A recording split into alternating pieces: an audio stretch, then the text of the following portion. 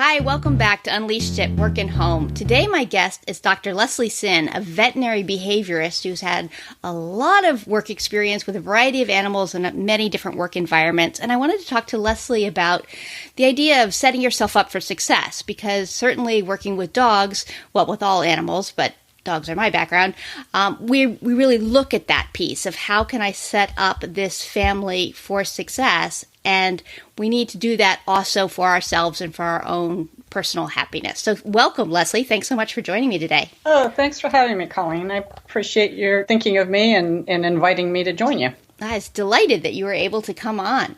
So let's just start on the animal end, because that's usually a little bit easier. What are some of the things that you tell people to think about when they're trying to set their animal up for success whenever they're dealing with a behavior concern?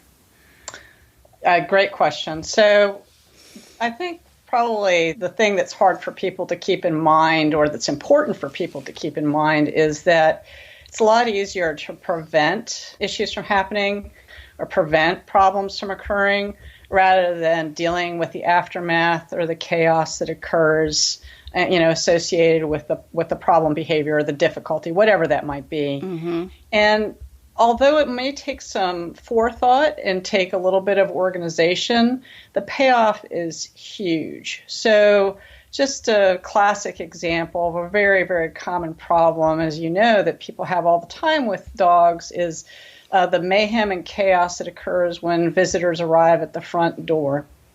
And it is true, you have unexpected visitors come, you have things that aren't anticipated, but, honestly, 95% of the time you can plan. And if you plan in advance and do something like very simple, put your dog on leash, or put your dog in the spare bedroom, or put your dog in the backyard, there are all kinds of potential alternatives to avoid that chaos situation. It just takes 30 seconds of pre-thought. Mm-hmm. And you can avoid a lot of trouble and trauma. And I think that basic principle applies not just to our dogs, but to ourselves as well. There are ways of setting ourselves up for success. There are ways of setting our clients up for success, our businesses up for success, if we just pause a moment and just think about where we're trying to go, what we're trying to accomplish, and set ourselves up in the best situation possible. Recognizing that it's not always, you can't control for all the variables. We'd like to. Well, goodness knows, I'd love to be able to control all the variables. But you can sure make a pretty good attempt at it, and you can sure have success a large percentage of the time with that pre-planning.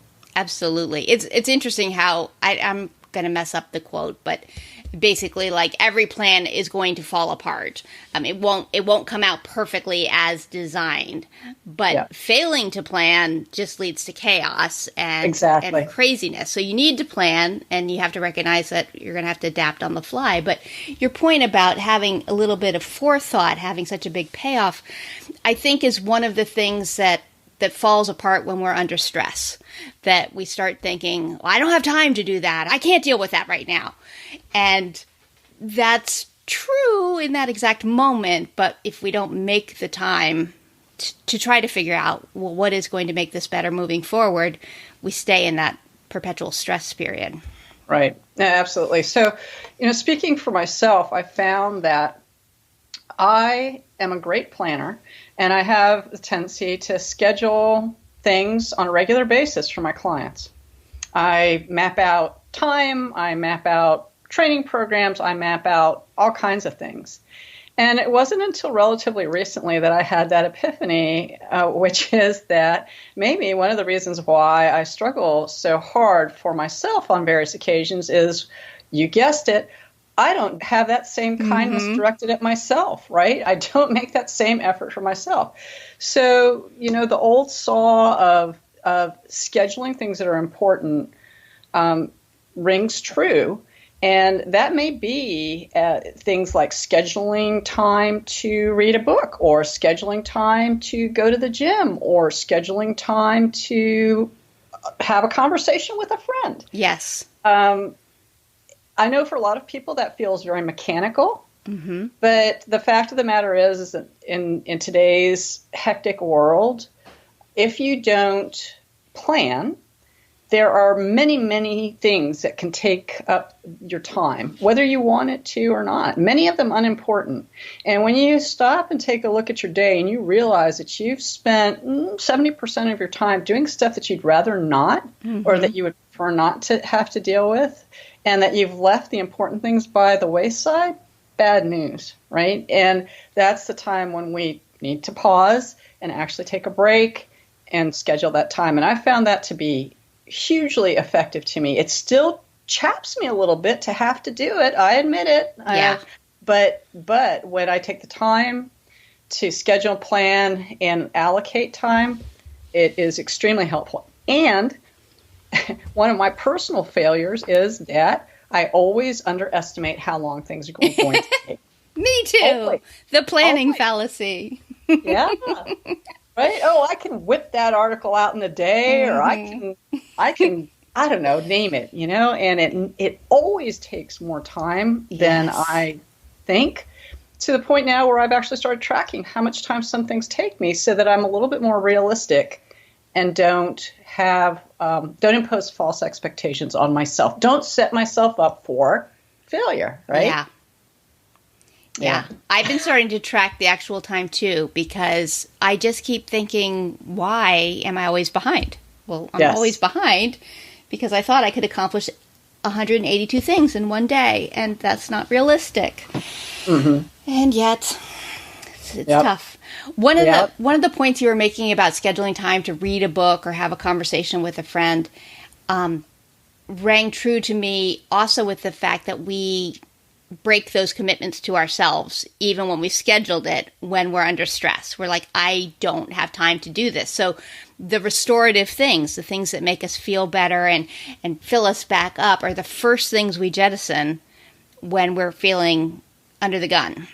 Yes, a common problem and a common fallacy, because you end up tapping yourself dry. You reduce your ability to change on the fly, to regenerate, recover, recoup. And everyone pays for that in the long run, not just yourself, but your significant others, your business partners, the people that you work with. Everyone ends up paying for that in the long run. So it's false economy. It really, really is. It's this business of feeling selfish about taking time for yourself and planning for yourself, that everyone and everything should come first. I liken it to the stewardesses on the airplane who always emphasize, putting your air mask on first, because you can't help anybody else if you pass out in the meantime. And I think, wow, that's a perfect analogy for life right there. If you don't invest in yourself and maintain yourself, do what you need to do in order to maintain balance and sanity, you're of no use to anyone else in the long run. Yeah, I think that's absolutely true. And yet it's a lesson that's so hard for so many of us to learn. Yes, agreed. Because I think the vast majority of people struggle with that from time to time, where we feel like you have to serve someone else and someone's in need and I should be there and it should, all the shoulds. It should be me. No one else can do it. I have to do it. And then we run ourselves dry and have all of those relationships suffer as a result. As a consequence. Yeah, it's a real tough thing. And it's a real toxic thing in a work environment because, well, first off, we're less creative when we're stressed and we're less efficient when we're stressed. So we wind up just sort of doing things the way we're doing them and kind of bleeding off a little bit of negative energy with all that. But we're slower and more stuck in our ways and more likely to ruffle other people's feathers too in those situations. Very goal oriented at that point, right? And not looking at whatever is going on in the periphery, what good or bad that might be happening. Yeah. The benefits of negative emotions, narrowing and focusing your attention, goal, goal, goal. And then there are some other goals that are getting trampled in the meantime that we're not looking at that one. Right. And the fact that the vast majority of us spend 80% of our time or more in the work location. So if your work life is not happy, it's going to have a proportionally adverse effect on your life in general. Yeah, and the current statistics on employee engagement are just really shocking in terms of the number of people who are not actively, happily engaged at work. It's something like 70% of people are either just kind of phoning it in or even adversely working against, like you say, we're going to do this. Well, I'm not doing that. I could do it. 70%, that's horrifying. That means, 30% of people are showing up and going, yay team, let's go, and pulling everyone along with them. That's not good for any of us. No, absolutely. Yeah, I hear you. I hear you. And it's interesting that, a process that it has been embraced for so many years in the animal training community that's known to be scientifically valid and held as gospel, somehow or other hasn't filtered into our day-to-day lives. And that's the basic, what we call ABCs, right? Antecedent, behavior, consequences, which goes to your initial question about setting yourself up for success. Those would be the antecedents. And so we know this. This is not rocket science. We know that this is crucial, important, necessary in order to get a long-term behavioral change, to get to our goals. And yet it's easy to apply it to our dog training, but somehow we don't apply it to our lives. It just really boggles the mind in that regard. There's some great books out there, some great resources out there about ABC type training. It's basically applied behavior analysis, but it's also been applied in other areas. For example, I just finished reading a great book that's called Nudge, Nudge. I don't know if you've read it or not. A behavioral economics book about how we make decisions and how in most situations it's by default.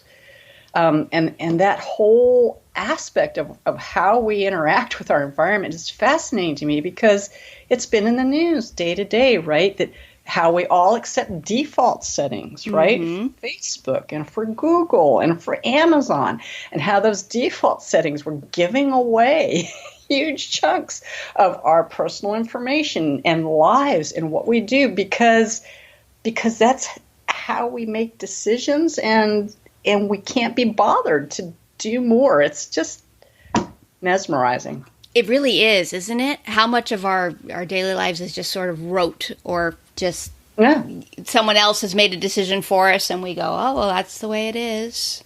Or we do what we did yesterday and we're not thinking about it. It's kind of stunning. But from a brain aspect, it makes total sense. It gives your brain the focus on what's new or novel or different, and we're just sort of like running all the other systems in the background.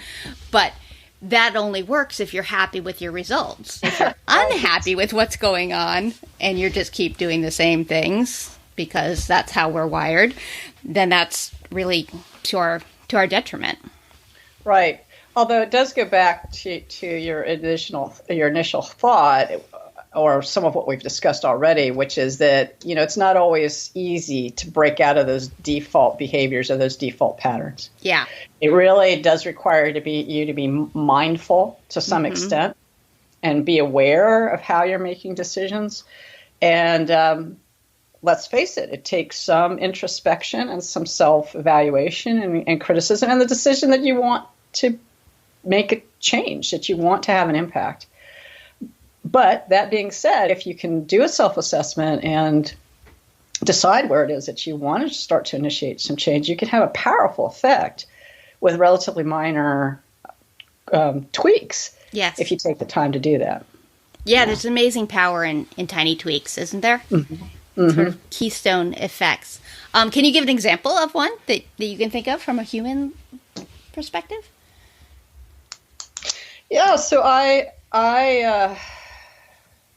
as you know, ended up studying for my veterinary board examination. It's been 2-3 years ago.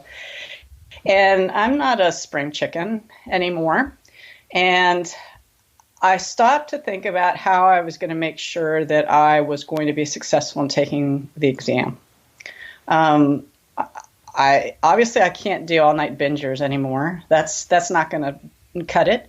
And the sheer volume of the information and having to get through it was overwhelming. And to back that up even more, let's just say because I'm not a spring chicken, because I knew that the clock's ticking, I only wanted to do this once. I mean, I wanted to make sure that I took that exam, that I passed the exam, and I didn't have time to be ditzing around. So I thought to myself, well, I'll just make sure that I study a couple hours a day. Well, it became very evident very quickly that that was not working. So, I mean, how hard is it to take an hour and open up a book and study? Mm-hmm. Well, apparently very hard, because as we all know, other things invade, right? Other things intrude. There's always a phone call to be made. There's always the client to be called back. There's always the crisis, usually not of your creation, but it's a crisis nonetheless. It has to be dealt with, on and on and on and on. And I found myself always putting it on the back burner, and that's not going to work. It wasn't going to work. I mean, no way, no how. So it's like, well, how can I set myself up to make sure that this is going to work?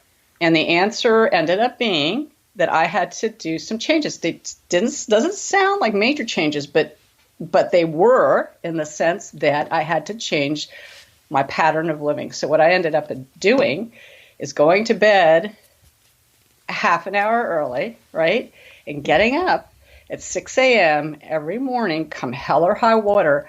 I did not touch my phone. I did not open my computer. I sat down and I did my hour and a half of study time, and I told all of my family members, you are not to talk to me, you are not to bother me. And thankfully at that hour of the morning, most of the time people weren't up anyway, and that's what I did. And it was very, very successful. In fact, it was so successful and I was so productive that here I am 3 years later and I do the same thing. I kept that pattern because I found that I actually enjoyed having a period of time when I could sit down and concentrate on things and not get yanked hither and yon. That worked really, really well.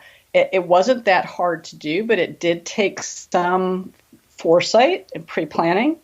I was a little appalled that I wasn't able to somehow or other fit the studying in otherwise during the course of the day. It just doesn't seem like it should have been that hard, but it quickly became obvious that it wasn't going to happen the way I was doing it. It does get hard to fit it in, even with the best of intentions. It's really hard. So carving out a special time for it and then really committing to that time. Yes. That nothing is interrupting this time. Don't interrupt me, and I'm not allowing myself to interrupt myself. No phone, no nothing, Yeah. Because I felt, if I check the phone and there's a message, maybe I better answer that message first. You just get yanked and you're hooked and gone before you even realize that's happened with some of these things, which does make it harder to carve out quiet time in the middle of everyone else's waking hours. So the beginnings of the days and the end of the days, and my end of the day is not nearly as smart as my beginning of the day. So if I were studying for an exam, I also would need to do it first thing in the morning rather than last thing at night. But having this time where there are fewer people likely to need something from you can really help. I think it's really cool that you've kept that time, that's provided you a value beyond the exam. Yes. Yeah, it was a surprise to me. What kind of also prompted me to do that was the acknowledgement that in the evening, I wasn't really doing anything that was of benefit to me. A lot of times I would sit and, let's admit it, watch TV or cruise through, I don't know, whatever internet links happen to become tumbling in. And I don't really enjoy that. I mean, it's embarrassing to say that, but that's what you do. It's almost like a default behavior. Yeah, it's like a numbing behavior. Like, yes. I'm too tired to do something else, so I'll do this. And so of all the incredible time waste or time dump, I mean, like I said, embarrassingly, I really should be getting more sleep. There are other ways to be more productive. And I found that I haven't missed that at all. But it was a bit of a jaw dropper to realize that that's where my very precious time was going. Yeah. Well, that goes back to what you said before about a little bit of self-knowledge and really reflecting on your own behavior and seeing what am I doing? Like, let's figure out what's actually happening, and then what do I wish was happening, and how do I get from here to there? Just like any other behavior mod plan. Right. What is the reality, and where do I want to be? You mentioned mindfulness earlier. Do you have any sort of meditation practice, or do you just have sort of a mindful aspect to yourself?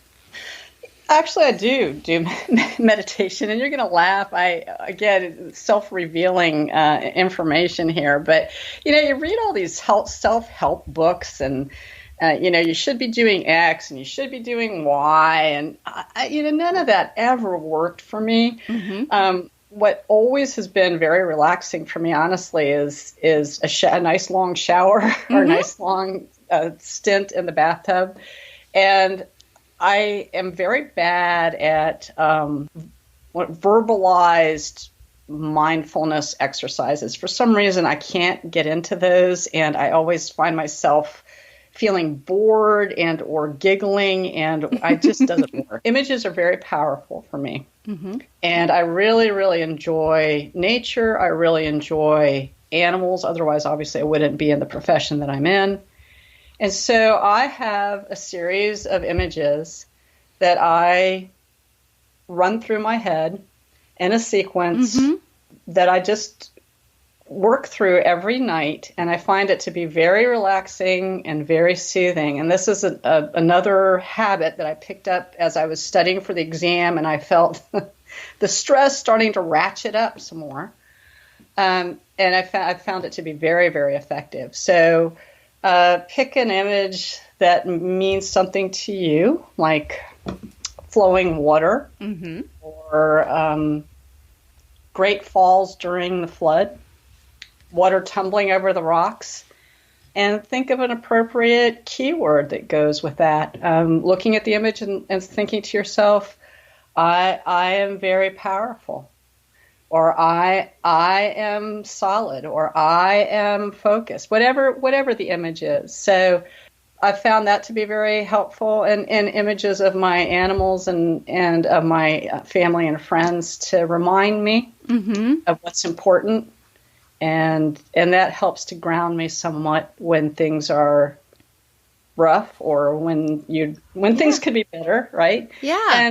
And on days when it's not rough, it's very soothing and, I don't know, satisfying, right? It gives you a sense of wellness or wholeness when you feel yourself surrounded by those images. Yeah. Yeah, I think that's beautiful. I've heard of some imagery-based meditation, but not this concept of having a particular image and a series of them that you would go through and have a message associated with each. I love that.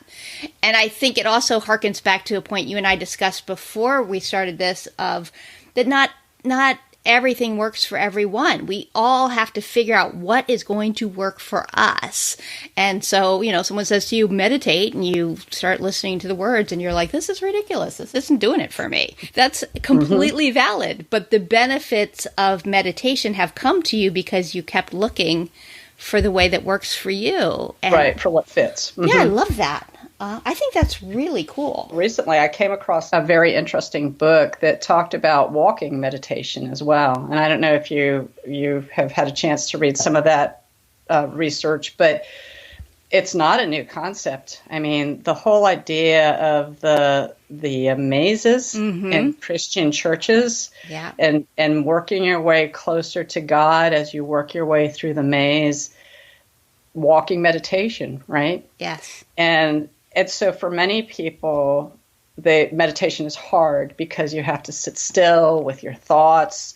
Your body you may be in pain. I mean, as we all get older, some of us have more pain than others. But the walking meditation is another place, I think, that whether people realize it or not, especially in the dog community, mm-hmm. right, when they go out and walk their dogs, mm-hmm. whether that's what they call it or not, in effect, the relief that they get in sharing time with their four-legged companions is, in effect, yes. walking meditation. Yeah. Yes. And I think we undervalue how much movement makes us mentally feel better. Like, we we just think like I should be able to sit at a desk and do my computer work and life is good. But our bodies were really designed to move and we feel better when we move. I've had a pinched nerve for a couple of weeks now and it's been bad.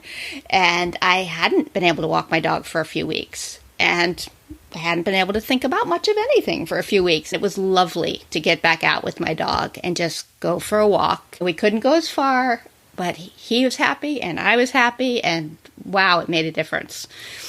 Yeah, it's pretty precious time together for sure. It is. And I think sometimes we think we're doing it for the dog, and yet it so often has as much benefit for us. Any, right? Yeah, it's like here, I'll do this for you, and like, oh, I feel better. Yeah, I think that's a real good point. It all fits into that whole setting ourselves up for success, really looking at the behavior that exists and the behavior that we want and trying to find the path in between. So when we're dealing with relationships with other people, if we're finding ourselves in situations where we're having a little bit more friction than we'd like to have, what are some ideas that you might have that could help somebody take one step toward the happier goal? Well, for what it's worth, one of the things that I've discovered is that as a general rule, believe it or not, most people are not deliberately trying to make your life difficult. It may feel like it, and it may, on certain days, it sure seems like it. But as a general rule, people are not trying to make your life difficult. There's something else going on, or they're distracted. And because of that, they may not even realize, as scary as that is, they may not even realize the impact that they're having on you. Yes. So I try and practice what I preach. I try and recommend to people not to open your mouth until you're at a place where you can say things without emotion. You've had a chance to think about it a little bit. And always ask yourself, what are you trying to get out of this? If you're going to have an interaction with somebody, are you just going to yell because it makes you feel better? What do you want them to do differently? Because simply expressing disdain or contempt or anger, all those negative emotions, nothing's going to change. Mm-hmm. So you need to take a step back, take a deep breath, and decide what you want out of the interaction, and try as best you're able to communicate what problem it is that you're having and what kind of a different outcome you would like when you approach someone with a concern. Right. And that is the best that I can recommend. It's not always easy, especially in emotion-charged working environments or in situations where people are running at full bore. You know, they may or may not be sleep deprived. It's difficult. But if you just try and remember that no one's out to get you, and that other folks have as many issues or more than you do, and show a little bit of compassion and empathy, people respond very well to that as compared to the angry, off-the-cuff comment. Yeah, it's very true how often, I think partially because our brains are pattern-making machines, that we ascribe motives to people's behavior. Yes. Yes. I know you're doing this because... Right. And so often they're not even aware. So never ascribe to malice, you know. That's why dogs are so educational, right? That really opens up your eyes, because so many people try and ascribe motives to their dogs. Standard line for clients, I don't think that dogs are trying to take over the world. I really don't think they're trying to make it into the White House. I don't think world domination is where they're going with this. And obviously said with some humor. But the fact of the matter is that when you start looking at things a little bit more objectively, often you'll find that there are many other explanations for a particular behavior, right? Other than somebody's out to get you. Consequently, that allows you to be a little bit more compassionate in your response and to work towards common goals and common resolution as compared to one-upsmanship. Or who gets to win. It's not a slap down. That's not... No, that always escalates things instead of diffuses them. So it really does come down again, to having a little bit of forethought and planning for things and looking at how can we prevent problems from happening. Some problems you can't prevent, other people doing something, you may or may not be able to change something about that in the future, but the way that we respond is within our control. Yes, it is a when choice. We're careful and observant. Yes. And not just happening on our defaults. Mm-hmm.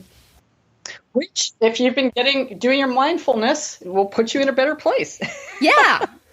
It is interesting. I had an experience a couple of weeks ago where I had stayed overnight in the hospital with my aunt who had had surgery. So like no sleep for me. I was awake all night and I had somewhere I had to be at 8:30 in the morning. So someone came to the hospital to take over so I could go, and I go out to the parking lot of the hospital and my car has a flat tire.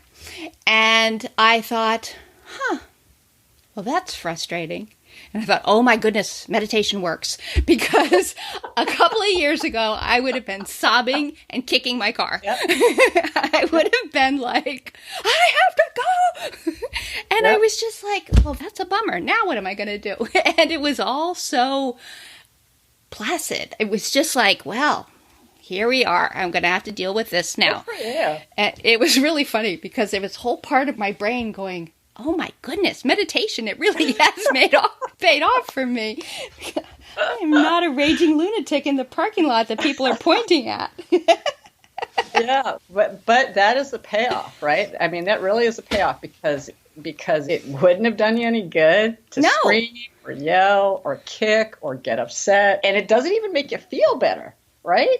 That's the icing on the cake. I mean, you can talk about letting it all out, but the research is pretty profound that having these explosions is not helpful. Right. Health-wise or otherwise. So kudos to you for getting to the point where you can step back and go, wow, there it is. And then to notice that you said, wow, there it is. To trying to rip the tire off with your bare teeth. Yep, a little bit of a meta moment there. Yeah, very good. Pretty cool. We can set ourselves up for success, but things are going to go wrong, and then then what? That's the piece we always need to be looking at. Things are going to go wrong. Then what? And the more we think about what we do and how we're choosing our behavior, the better it comes out in the long run. Yeah. And, that's a goal for all of us. It's a goal not only for the animals that we work with, but also a goal for ourselves. And what I equate it to, or what I see it as, is behavioral flexibility. Mm-hmm. I think that's the best way to label it. That somehow or other you've got a little bit of elasticity or a little bit of plasticity, whatever you want to call it, a wiggle room, such that when you're hit with these different bumps, and goodness knows on any given day there may be more of them than less of them, that you can switch to plan B and then to plan C and then to plan D and move on down the line, as compared to viewing it as an assault of nature against yourself, or that, again, like somebody's out to get you, or that nobody loves you. I mean, the whole downhill talk that ends up happening when things spiral out of control. So it's something that we should all strive for and aim for, which is that behavioral flexibility and that willingness to adapt and adjust as needed. Well, this has been awesome. You've had lots to share. I really appreciate it. One of my favorite questions that I like to ask people, because I find it very interesting, is if your dog could speak English, how would he describe you? So what would Possum say about you? Oh my gosh. That is a very interesting question. And a hard one, because he's a border collie. I've always kind of felt like it's the IQ of a 4-year-old trapped inside of a furry body. But in general, I would hope that he would say that we have a pretty good time of it overall. We've tried to adjust our lifestyle to make him a part of the family and consider him to be definitely a member of the family. He goes just about everywhere with us, and I would hope that he would say that I'm a fun bud to hang out with. Well, that's great. And all of that fits in really well with setting up for success, because you have made him a part of your family, which is setting it up for success. Wonderful. So if listeners would like to learn more about you and your work, how could they reach you? The best way is through my website, and it is behaviorsolutions.guru. So behavior solutions plural .guru. And that website has a lot of information on it, both how to contact me and frequently asked questions and links and all kinds of fun stuff. Great. We'll have links in the show notes to that. Well, I really appreciate you taking time to talk to me today on Unleashed. It was so much fun talking with you. I enjoyed it very much. Thanks for having me. If you found value in this, I hope that you will tell a friend, because we're all really looking to try to find ways to make our lives easier. And certainly Dr. Sinn has shared a lot of ways that she's worked to make her own life and the lives of her clients easier. So please tell a friend and have them listen in to Unleashed at Work and Home.